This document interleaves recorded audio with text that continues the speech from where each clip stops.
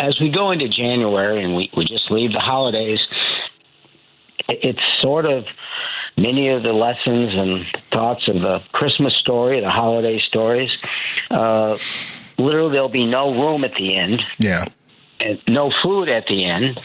And if you get sick, no health care. So you begin with housing. There is going to be a gap in how we fund emergency and supportive housing. It hasn't got a lot of publicity, but there's about 20,000 people who could lose access to permanent supportive housing and funding for 27,000 emergency beds. That's at risk because that program was let to run out, and there's going to be a gap. I'd like to think we'll get it restored, but there's no guarantees with this administration.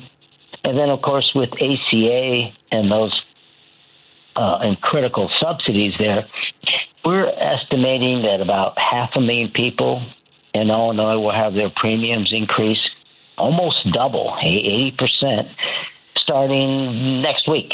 Yeah. About 60,000 people in Chicago could lose their insurance. And, when it comes to food at the end,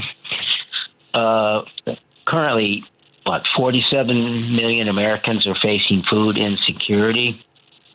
But the big ugly bill will force about a third of a million Illinoisans off SNAP in the first few months of 2026. So I just ask listeners to put this in perspective.